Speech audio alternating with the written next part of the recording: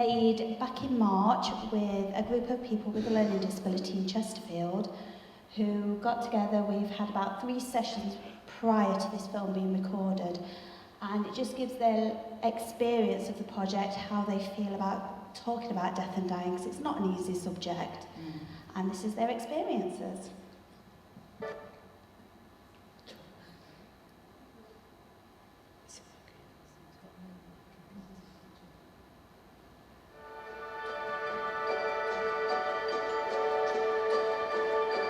The Dinosaur Project is a national lottery-funded project that we are working on at McIntyre. It's a 3-year project and we're halfway through it, and the purpose of the project is to raise awareness around talking about death and dying with people with a learning disability, because at McIntyre we know sometimes this doesn't happen because it's quite a taboo subject. So we can invest all our time and energy in supporting people to normalise talking about their future and making plans. So we're working really closely with people with a learning disability. We're working with families, their families and families that are just interested in finding out more. And we're also connecting with health professionals across the health and social care sector. So during a workshop, we will run different kind of activities to really make sure we can listen and enable people to have a voice. So a lot of our activities will hopefully enable a person to make choices and decisions, but be aware that they can make those choices and decisions, because sometimes people think that those decisions have to be made by somebody else. So we want to empower people to be able to make those decisions and have an opportunity to voice what they want in their life and their future. So we do that in fun ways. So we use some great resources at McIntyre that we've created, like our choice boxes, our posting our feelings boxes. So the reaction that we tend to get from people is completely mixed, because everyone's different. So we have times where people walk into the room, find out what the topic's going to be about, and say quite openly, I don't want to be involved in this conversation. And I'm really supportive and mindful of that, because that's somebody's choice. But I try and encourage, or the team at the Dinosaur Talk try to encourage ways to keep that person with us, and once they realise that they've got control, they tend to stay. And what I love is when they do stay, and that person who said to me quite directly and openly and confidently that morning, I don't want to be involved, is usually the person that really contributes to that day. That person would have just gone back home or gone back to the learning hub or wherever they might be. So it's really getting that message across in a way. Yes, we're talking about death and dying, we're not going to pretend we're not, but we're doing it in a way that hopefully isn't scary. I've been involved with the Dinosaur Project training since phase 1 of the project. It approached subjects that were very valuable to everybody, and it approached subjects that a lot of people with a learning disability are excluded from, and I think it's given me and the other staff that are involved in the training a lot more confidence in approaching that subject, and recognising that the people that we support actually need to make the choices. Sharon, who's a member of the IT group and has been involved with phase 2 of the project, has experienced death of somebody very close to her, and I know that on the first session she really struggled, and so it's been nice, for want of a better word, to actually see her being more receptive to the sessions and very obviously opening up more and being more willing to talk about it. In the first sessions, I stood up and walked out because I didn't want to do it, but now I'm quite happy to do it. The Dinosaur Project was split into 2 phases. Phase 1 was training staff, and phase 2 was training people with support and their families and support staff as well. People have found it really, really helpful, and staff found it a really useful experience. It was clear that there was a gap there for staff where they weren't confident talking to families and people with support about death and dying. And then with the pandemic, it became even more apparent that we needed to do this training and talk to people about death and dying and planning ahead for the future. I think it's very important for Jess to be part of the Dinosaur Talk project because A, it's helping her, and she's becoming very open and talk about it when I'm not around, which is very important to me. But also, she wants to help others understand it. She does have a friend whose parents won't talk about it at all, and she can't understand that, so she tries. And so I think it's important that she becomes comfortable with the whole thing. And you know, watching her in the other room just now, she's comfortable going around to talk to people, and I just think that's great. I know when I'm not around, she will turn to others, because she does tend to turn to me a lot, but she will turn to others, which is what the project's doing. I lost 2 people in my family and someone last week. I lost my granddad 3 years ago. He died in his home, and I see him more than my nan did. He was so lovely. Carol asked me a lot of things about dying and that. And I was talking to Carol, and Carol listened to what I was saying. That's important. Well, I found the workshops really interesting. Yeah, I like making choices, yes. If it was unwell though, it's to be my own choice to what I want to stay with. It's important to people to have the chance of what they want to do and what they don't want to do. Not everybody's the same because everybody's different. So it's nice to have a choice of what you should have. I lost a lot of friends, very close friends, and a lot of family to cancer, so it means a lot to me.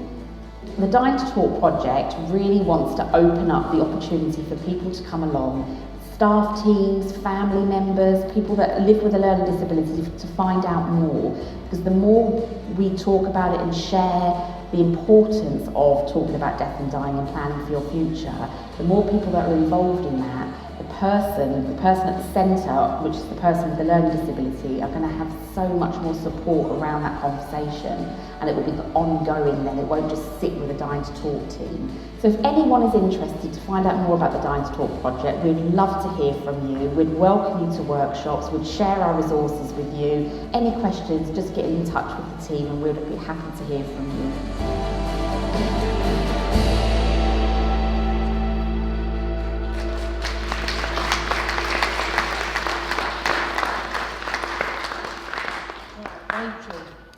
How could you get more funding for that kind of film that you did? So the project's funding with the National Lottery actually ends in the end of November, beginning of December. We are applying for more funding, so fingers crossed we actually get that. But one thing we are looking at is potentially running it with McIntyre specific funds, and we're after staff and support services. If you are interested in the training, if you don't feel confident in talking about death and dying, just to email the health team and we will try and get this project rolled out to everybody. You okay? Yeah, I'm good. Yeah, good. Last time we did this, I kind of upset quite a lot of people, so I'm just checking everybody's okay. That's all right. But also we're finding that we're getting acknowledged not only within McIntyre but outside services. And Sue, I don't know if you know this, but we have just been nominated for an award, the whole team. Yay! Excellent! Woo! So we've been nominated for a WAG Award, which is Women Achieving Greatness in Social Care. So we've got a big conference in London that we're going to attend, a big black tie event. And it's all to do with the project and how we're making a shift in the health and social care sector. Wow, can't wait. Thank you, Rachel. Yeah, thank you.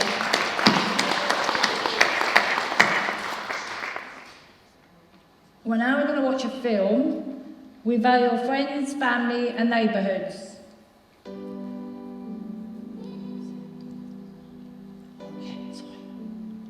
Hi, first of all, I'd like to introduce myself. I'm Jane. I'm Gary. I am David. And the first question we want to ask is, well, what have we done? We've started doing a community roast dinner every month for the local community to get to know McIntyre and what we're all about.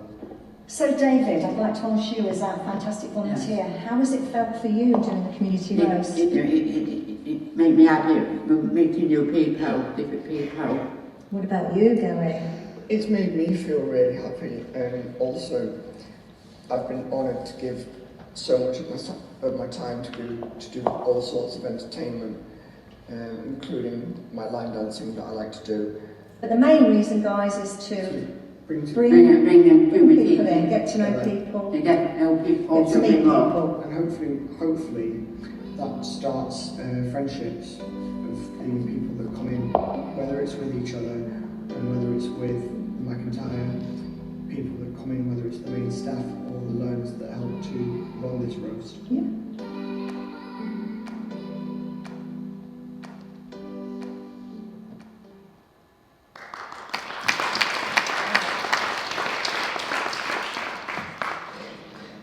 Is Michelle in the audience still?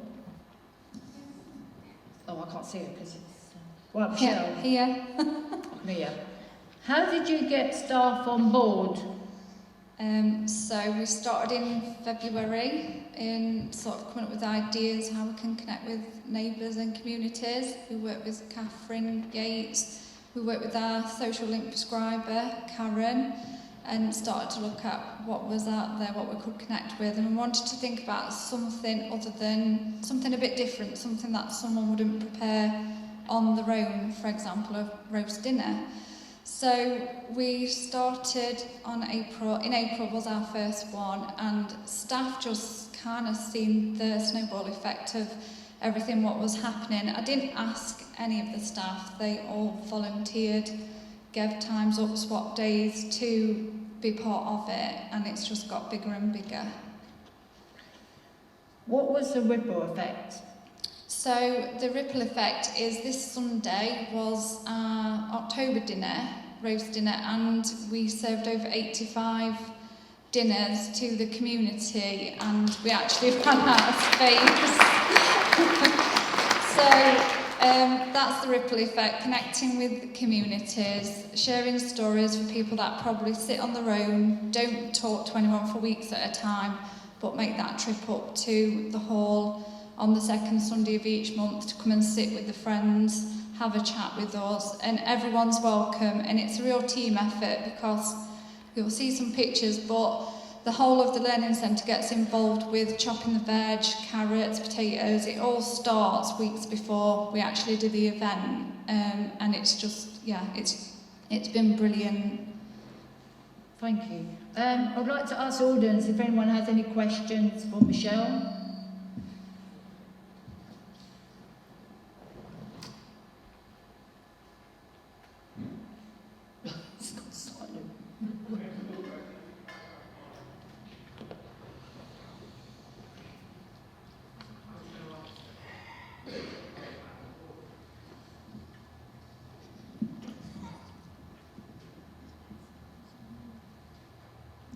Hi Michelle, I'm just thinking, have you got any top tips for any areas that would like to set something similar up?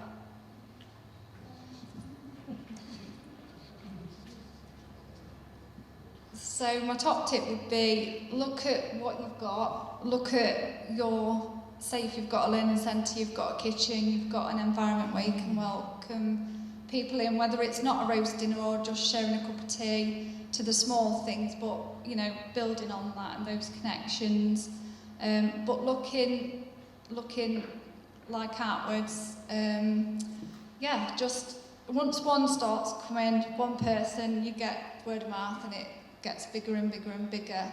And I think we did add up on Sunday, and I think since we've been doing the roast dinners, we've served over 550 meals. Amazing.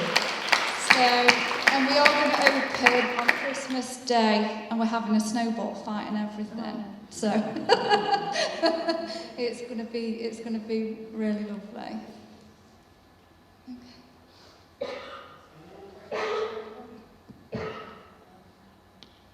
That's it. Oh, you got it. How do you finance all this? So we were fortunate to get some National Lottery funding, and we work with other sort of councillors anywhere where we can get community funds to add to the pot and then build on that. And yeah, it's just putting everything back into it. So we also do other community projects. So any donations go back into the pot so we can keep providing a hot meal for people. Yeah.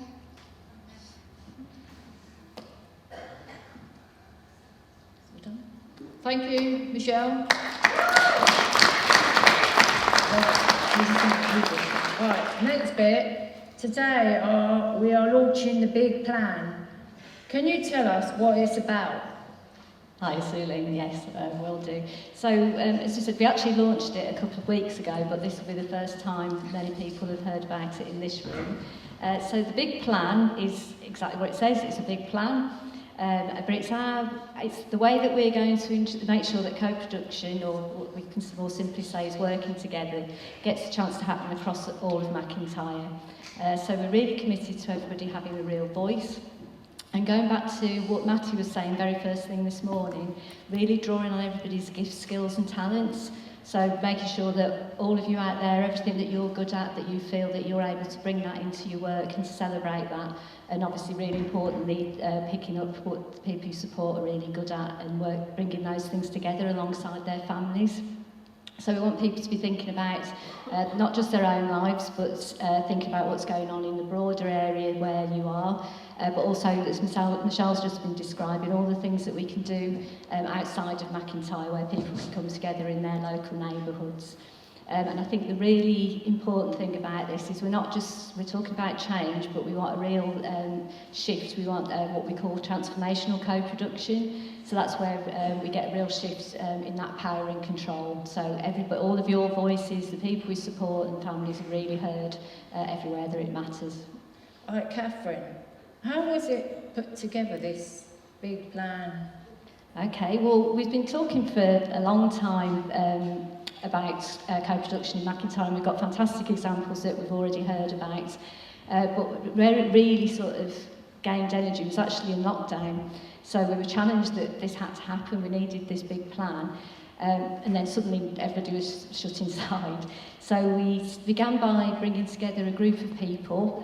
So that's people who draw on McIntyre services, staff in different roles. So we have, for example, Seb there. We have Tess from recruitment. Vicky was part of the group now and yourself. So lots of different people. And we spent a lot of time over a year and a half or so working with Learning Disability England. So they attended all of our meetings as well.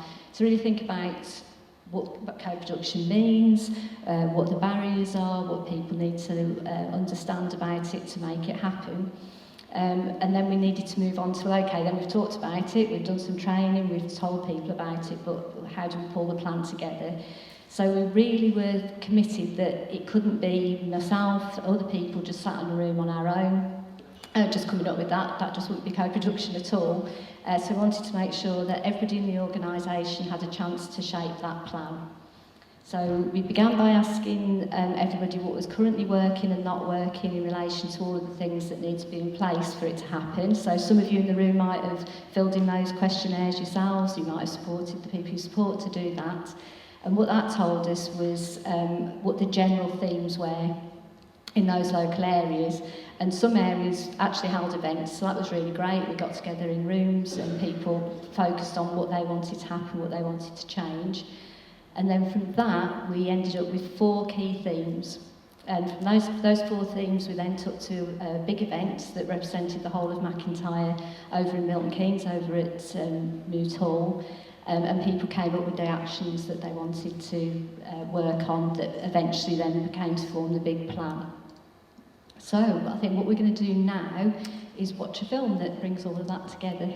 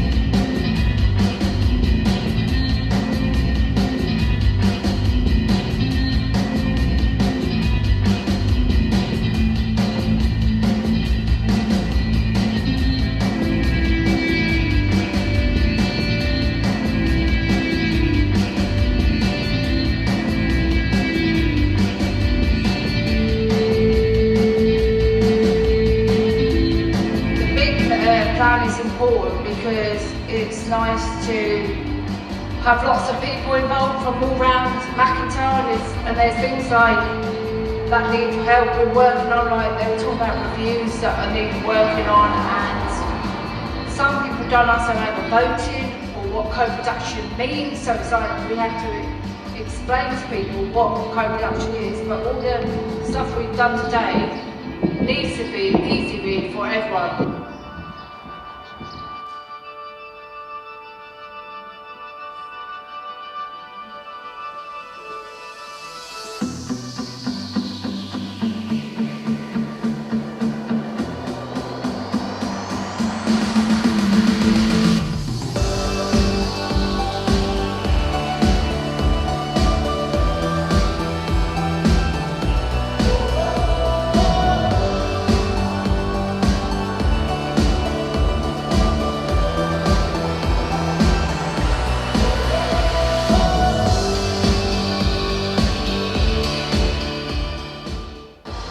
We're here today about the big plan.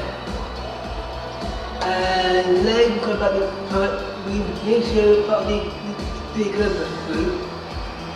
And they're going to, they're going to a moment, then they're going to do more hard work in the afternoon as well.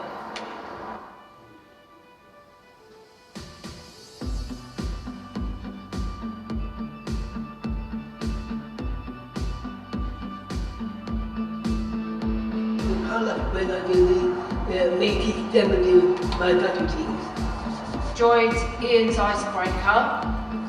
I enjoyed doing my presentation in front of everybody and having a laugh and a chat and meeting lots of people in the hall.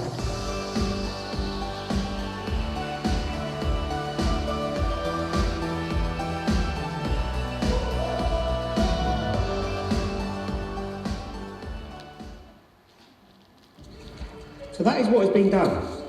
And what is next, I hear you ask? Well, we've taken all the information we've got over these past few months and put together a big plan of action, if you like. In this graphic, we have broken down the actions into 4 key areas, which we will talk through now. The first area is around everyone understanding what co-production and working together is. So how can we do this? Firstly, we have made a list of co-production standards which can be referred to if someone is putting together a work of co-production. It's a checklist, if you like, of things that need to be included if this is true co-production. Next up is to make sure that training in co-production is available for everyone across McIntyre. We want to create a nationwide pool of self-advocates that is made up of people we support who are involved in self-advocacy projects. We want to enable them to meet together and receive training and support. People will be invited to join across the organisation, and when new roles are created, these self-advocates will have the opportunity and relevant training to apply.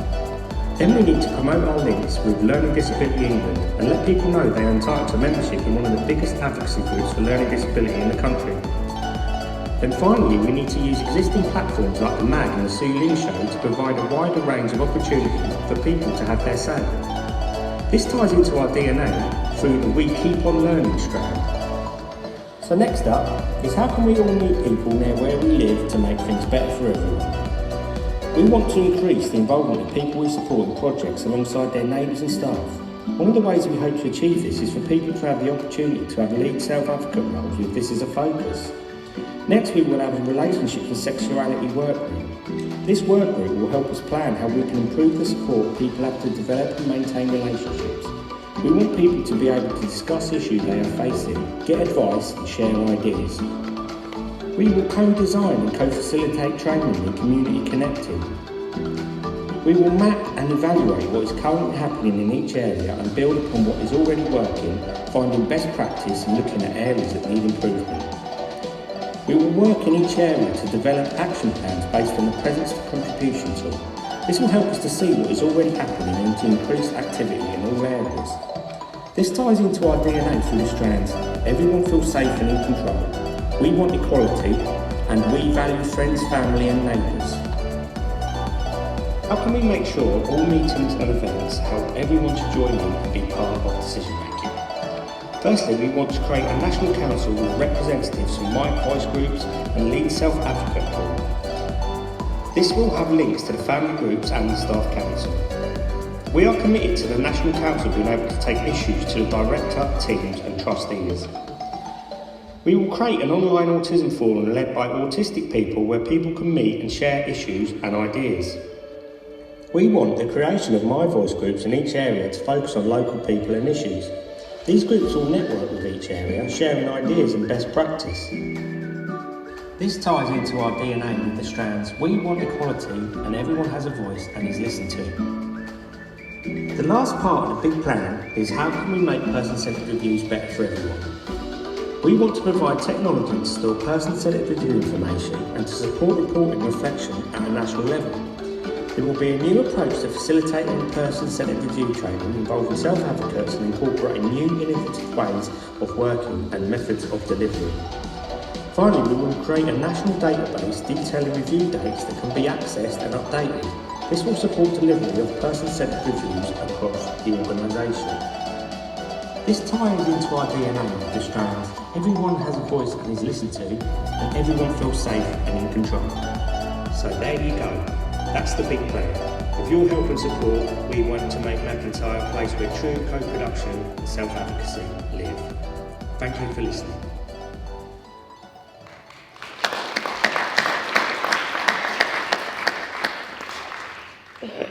Right, Catherine, what do people need to do next? Thanks, so that was so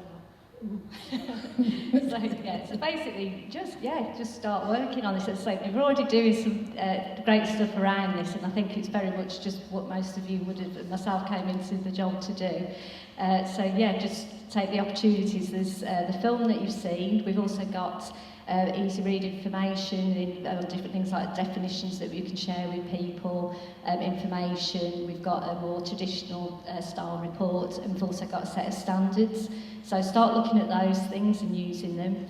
I'm going to be coming out in the next about 6 weeks. I think I'm going to be able to cover everywhere, where I'll be coming out to meet some of the frontline managers and the area managers, to start having some of those more detailed conversations. So ask them what's happening, and if there's particular things that you're interested in, make sure that you shout up and say that you want to be part of this.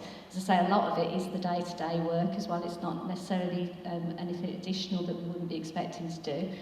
And it's just a real opportunity to, really get involved. On the back table, there's 3 working groups that I've got lists that you can sign up for. So there's one on relationships and sexuality. So if you've got an interest in that in any way, we'd like you to take part. But also the people that you support, obviously, that aren't here. So if you want to be saying, oh, I think so-and-so might be interested, let me know, and we'll follow that up with you. We've got a group that's focusing on employment.